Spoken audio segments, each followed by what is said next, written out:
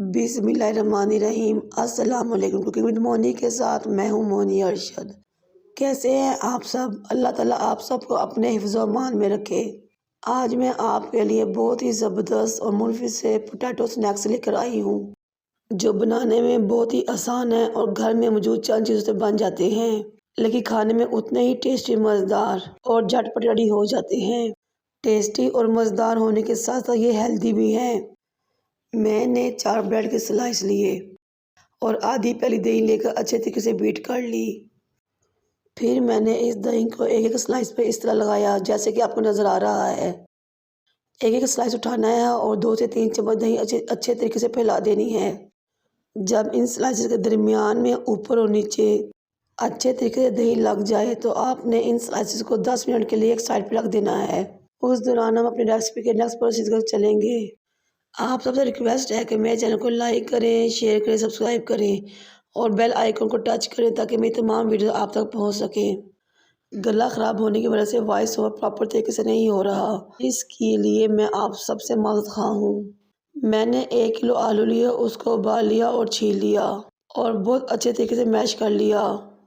2 tablespoon fine chop प्याज शामिल किया, बारीक कटा हुआ हरा धनिया शामिल किया, 2 टेबलस्पून ही मैंने इसमें फाइन चॉप पुदीना शामिल किया, 6 अदद फाइन चॉप हरी मिर्चें शामिल कर ली। फिर मैंने इसमें 1½ टीस्पून नमक शामिल किया, 1½ टीस्पून इसमें रेड चिली पाउडर शामिल किया, 1 टीस्पून धनिया पाउडर और ½ टीस्पून चिली फ्लेक्स शामिल किए, ½ टीस्पून ही काली मिर्च पिसी हुई शामिल की, 2 टेबलस्पून भर के कॉर्नफ्लावर और 2 टेबलस्पून भर कर ही मैंने इसमें मैदे के शामिल किए।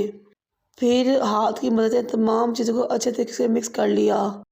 इस मिक्सचर को रेडी करने के बाद हमने एक तरफ रख देना है और वो ब्रेड जिसको हमने दही में डिप करके रख दिया था उसको आपने उंगलियों की मदद से मसलते हुए अच्छे तरीके से पीस लेना है और कोई भी लम या गुठली ब्रेड की नहीं रहनी चाहिए। जब ये ब्रेड अच्छे तरीके से गूंद जाए या मिक्स हो जाए दही के साथ तो आपने इस ब्रेड को, ये देखिए जिस तरह आपको नज़र आ रहा है, इस तरह पीसना है। फिर वो आलू का मिक्सचर जो हमने रेडी करके एक तरफ रखा था, ये ब्रेड हमने इसमें शामिल कर देनी है। बर्तन को अच्छे तरीके से साफ़ करें ताकि रिज़्क ज़ाया ना हो। अब इस ब्रेड को हमने मैदे में बहुत अच्छे तरीके से मिक्स करना है। ये देखिए हमारा बहुत ही माशाल्लाह से ज़बरदस्त खुशबूदार, टेस्टी और हेल्दी बैटर रेडी है स्नैक्स का। अब आप अपने दोनों हाथों को ऑयल से ग्रीस करें, इस मिक्सचर को हाथ में लें और जो शेप भी बनाना चाहते हैं बना लें। मैंने इनको नगेट्स की शेप में बनाया था। ये पोटैटो स्नैक्स इतने मज़ेदार हैं कि बड़े तो बड़े बच्चे भी ये बहुत शौक से खाएंगे और बच्चों के लंच बॉक्स के लिए तो बहुत ही परफेक्ट रेसिपी है। जैसे कि आगे रमज़ान आ रहा है, उसके लिए तो ये बहुत ही बेहतरीन इफ्तार स्नैक है। जब ये तमाम स्नैक्स रेडी हो जाए तो हम इनको फ्राई करेंगे, लेकिन इस टाइम पे आप इन स्नैक्स को जिप लॉक बैग में डालकर एक माह तक महफूज कर सकते हैं। फ्राई पैन चूल्हे पर रखें, ऑयल गरम करें और इन स्नैक्स को इसमें रख दें।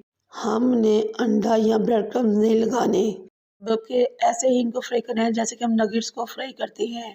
जब ये एक तरफ से गोल्डन हो जाए तो आपने इनकी साइड चेंज कर देनी है। फिर इसी तरह दोनों तरफ से हमने इनको गोल्डन ब्राउन कर लेना है और फिर डिश आउट कर लेंगे। ये बहुत ही टेस्टी और यूनिक रेसिपी आप एज आ टी टाइम स्नैक यूज़ कर सकते हैं और पराठे या पुलाव या चावलों के साथ भी इंजॉय कर सकते हैं। नाश्ते में इसके सैंडविच तो बहुत ही मज़ा देंगे। मुझे और मेरे वालिदैन को दुआ में याद रखें। अल्लाह हाफिज़।